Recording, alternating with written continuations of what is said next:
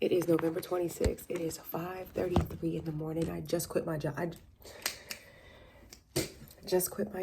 I want to talk about this in real time and I want to capture this. I want you to see what stepping out on faith looks like and what that means. Because sometimes God's instruction sounds crazy and it makes no sense. Oftentimes, we don't move when he tells us to move. We're too scared. We don't have the courage yet. So we're looking for signs. We're looking for external validation. Probably on YouTube, trying to find I quit my job testimonies to give you the reassurance, to give you the confidence, to see that somebody else did it and how they did it, why they did it. So first, I want to go over a few anchoring scriptures that I have been repeating to myself over and over and over again to help me mentally prepare. Then I'll explain why I personally felt called to quit, why now I'm deciding to be obedient. I've never stepped out on faith like this. Usually it's God intervening. I've never had the courage. I've never had the confidence. I've never had the security to be like, you know what? Yeah, I trust you.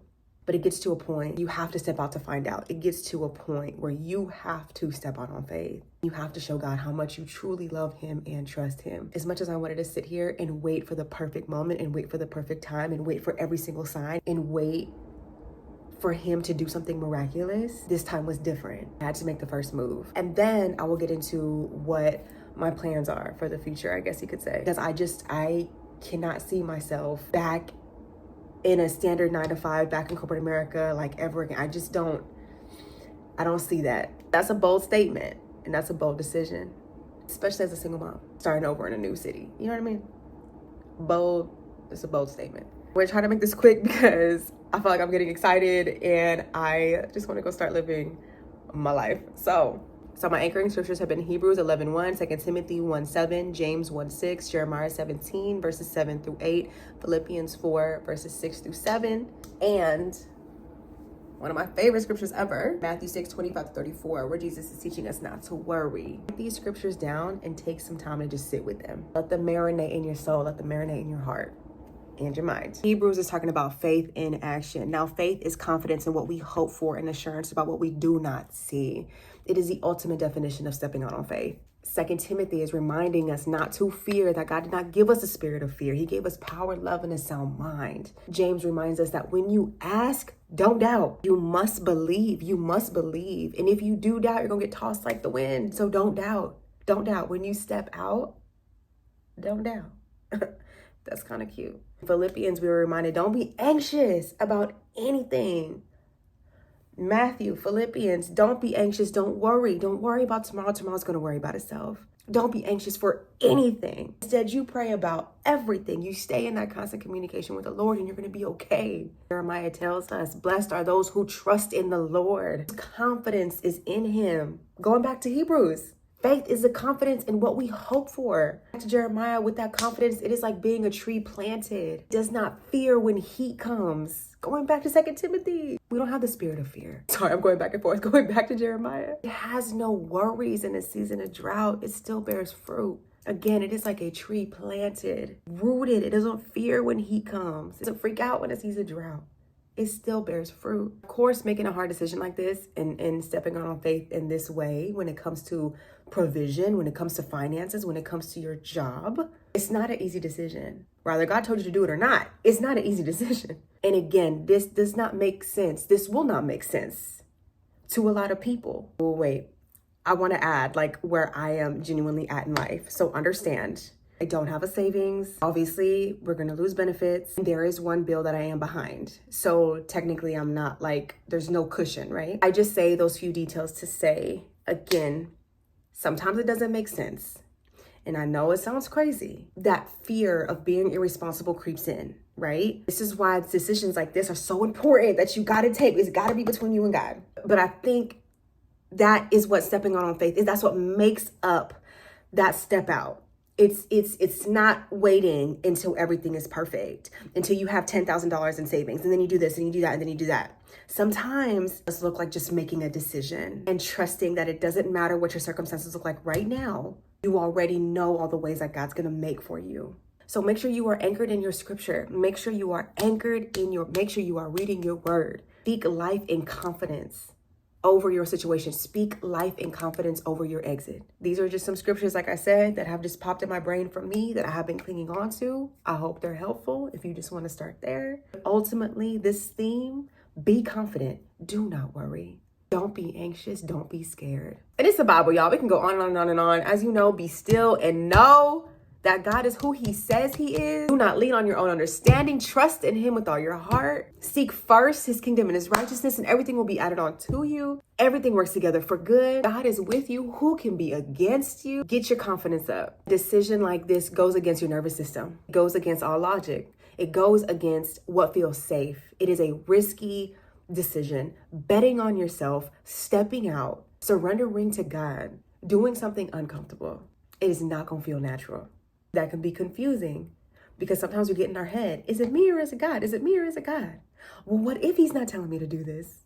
And then I quit and now I'm screwed. What if he is and I'm not being obedient? What would I do?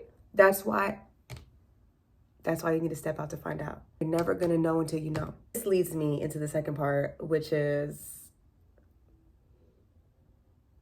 why I consider this an act of obedience. And I'll try to make this quick because it's kind of a lot.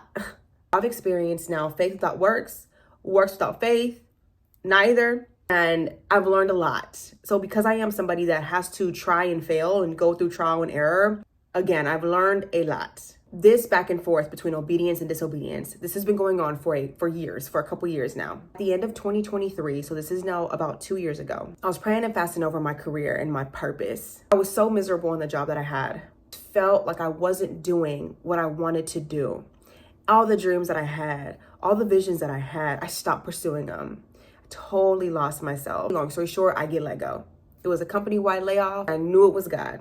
That was the scariest thing that ever happened to me. Even though I knew it was God, my human natural reaction was fear. I was scared for a few months. December and January, I was paralyzed. I finally decided to get up and again remind myself who I am and why this happened. And I was like, it's time.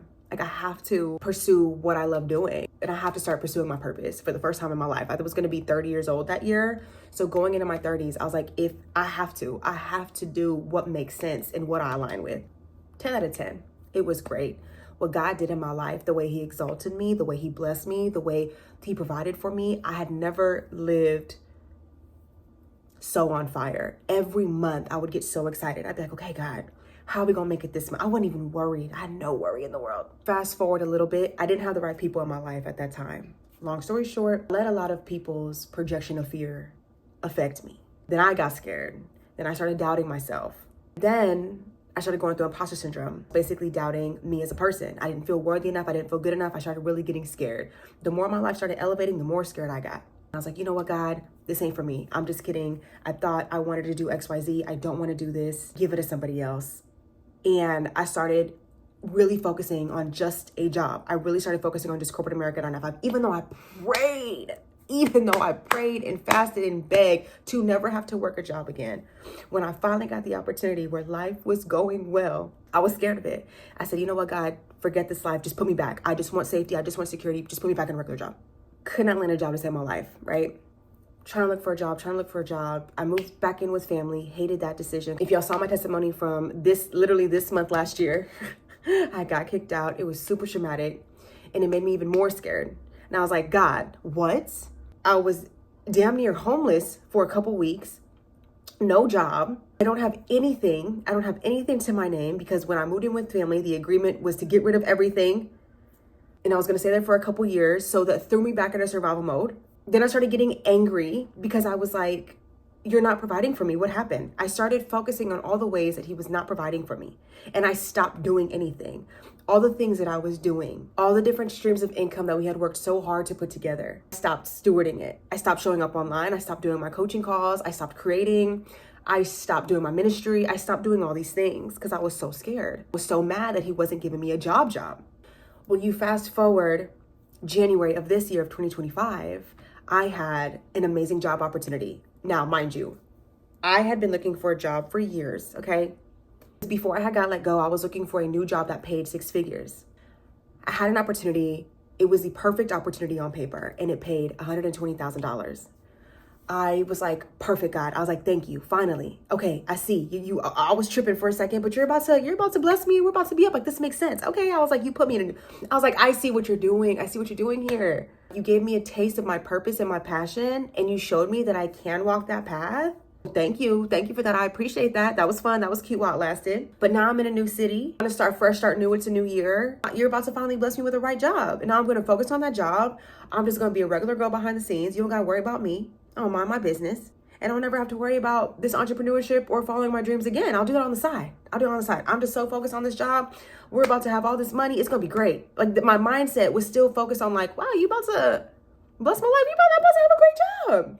Didn't get it. And I was devastated. I was pissed. I had even told God, I was like, if you don't give me this job, I'm not going to talk to you. I was like, I have gone through enough. If you don't give me this job in 2025, if you don't set me up, if by the end of January 2025, if you don't set me up for success, I'm good. I'm not talking to you. I didn't talk to him. Because of my pride and because I was so offended and because I was so hurt, I doubled down. Because again, I was so focused on a job for my provision that I stopped looking at my purpose. I completely ignored it.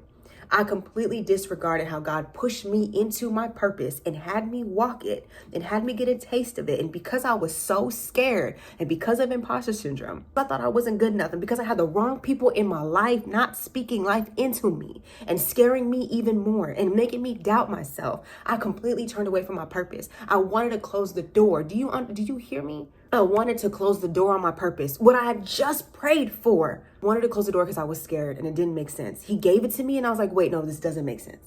I don't want to do all this. This is too heavy. I thought I wanted to be a leader. I thought I wanted to be online. I thought I wanted these big platforms. I don't. I'm good. I want to hide. I don't want to do all that. I don't want to use my voice anymore. I'm getting old. I'm in my 30s. I just want to be secure. I just want to stay at home, work a good, high-paying job, and I want to be comfortable. And that's it. That's it. So when I didn't get that job, again, I was mad, I was hurt, I was offended. And then I doubled down and I said, because you're not going to provide for me, now for sure I can't do anything. For a split second, I was like, okay, you know what? This is just, I was like, this gotta be your way of telling me I'm not going to get a job and I have got to go back to pursuing what you wanted me to do. I have to bring my ministry back. I have to continue spreading the gospel. I have to continue stewarding these platforms you've given me. I have to get back to creating. I thought about that for a split second in January. But this fear of now having all these bills to pay, because remember, I was living with family for like a couple months and I had not planned. I had no financial plan whatsoever because I was not set up for success. A recap on that real quick. When I moved in with family, they told me, don't worry about nothing. Follow your dreams, pursue social media. You don't have to pay for anything. So I just did not set myself up for success financially. So that scared me. And then that's also why I was pissed off because I was like, God, what? This don't make sense. I'm confused. Your blessings don't make sense right now because I was so stuck because I was so grateful, but I was also so confused. I was like, okay, you got me to Dallas and you got me my own place. And I know it was you. Like that testimony was crazy. That testimony was so insane to this day. I look back like, wow, you can't tell me God's not real. Because I didn't feel set up for success, I'm like, God, why'd you do all this? But I'm still not good financially. So of course I'm not in the mental headspace. You think right now I want to take my coaching calls and bring that back? I'm not even in the mental headspace right now to help myself. I don't feel like helping people. I didn't have the capacity to serve people. And I was so disappointed and I felt so defeated because I was like, you have me between a rock and a hard place. What do you want me to do? So I stopped doing everything and I stopped caring. I said, you don't want to provide for me? That's fine. I'm not going to pay these. I'm not going to pay my rent. I'm not going to pay my car note. I'm not going to pay my credit cards. I'm not going to pay a bill. There was so much pride for the first half of this year. There was so much grief. There was so much pain. I was still trying to recover from the traumatic event that had happened last year, like getting kicked out and stuff, how I was just thrown back into survival mode. There was so much I was dealing with. And then we got to a real danger zone. Then we was facing eviction. My car had been out for repo a few times.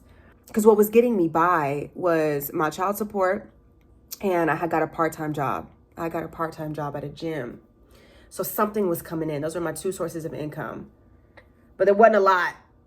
It was like not even $1,000 a month. Sidebar. I look at this year and how prideful and angry and hurt I was the entire time. And I talk more about this in the video I made, God is with you in survival mode. I opened up more about that in that video.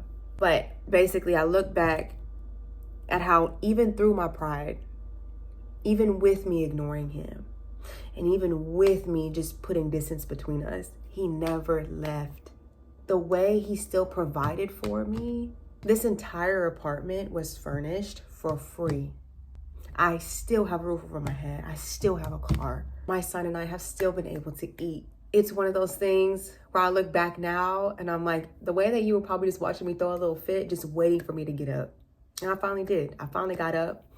It was May, and I was like, all right. I also want to say that this has come, I think, now that we're at the end of this year, I really can look back and see how much I actually did need that. Even though in the moment I felt like it was me throwing a fit and me like rebelling a little bit, I also do genuinely believe I needed to be still and I needed to grieve. And I actually needed to just not do anything. This was after years of just like after a decade of what felt like just work, struggle. I think I was so defeated and so overwhelmed. I was just tired. I was just tired. As a mom, as a woman, as a human, I was just tired this year. So anyway, I get up and I get the job that I just left. I get this job. It's a call center job, customer service, like 16 an hour. And it was something. I was desperate. And I was like, okay, God, okay. Like, I need something. I was a little weary because I was like, last time I was looking for a job, like there was so much disappointment and rejection associated with jobs. I really didn't. And that was another reason why I didn't even want to apply no more. I was all like, I have applied for years. You never give me anything. I'm not going to do it. Applied. This is the only job I could get. I said, you know what? That's the only job I can get. Even though I told myself I would never go back to a call center job. Even though the schedule this schedule, it's 5 a.m. to 1:30 p.m., Saturday through Wednesday. There were so many things. I could not go to church.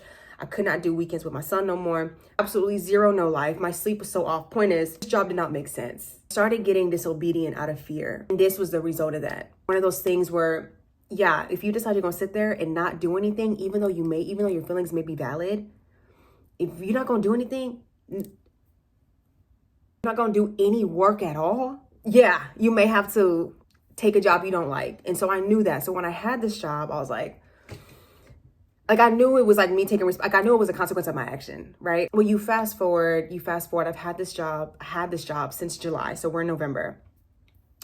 July, August came, my birthday was in August, I turned 31, and I kept feeling this push to like, okay, Vanity, are we going to go ahead and start doing what I called you to do? Are we going to start getting back to walking in your purpose? Are we going to start getting back to all the things that I know you desire? Are you going to get back to aligning your life with me? Are you going to get back to co-creating with me? And I was like, no. Because again, this fear, being in survival mode. I was like, I got all this stuff to catch up on. I just got to stay in this job for now. You fast forward October. God's like, all right, you ready? I was like, Instead of doing what I was supposed to do, I actually picked up more work. Now I'm working that part-time job again at the gym, this job, and I'm working 64 hours a week. Instead of, again, chasing my purpose, guess what? I avoided it. I was like, you know what? Nah, we'll worry about this later. I got to hustle and grind. But then I was like, all right, well, if I'm hustling and grinding, I might as well, let me just put myself back out there online. Let me at least start opening up all the doors again, all the ones that I closed. And I did. Platforms were going again. I was booking one-on-one calls again. I was doing Bible studies. I started that purpose-driven life started coming back. And I was like, man, hold on. And God's like, see? We come to November. He's like, so what we doing? And I was like, nope, we got to keep hustling and grinding. And I was like, that was cute. I got a taste of that. But nah, we're not ready for all that. Because I keep waiting for specific things. I'm like, no. I've been still looking for jobs as well. I kept giving ultimatums. Once I get a job that pays this much, then I'll think about it. Okay, once this happens online, then I'll think about it. Once I get this many bookings, then it was just this thing where I still was not fully trusting and I still wasn't fully surrendering. There was still this hesitation and I was talking, there was still this lack of trust. I was like, nah, you got to show me.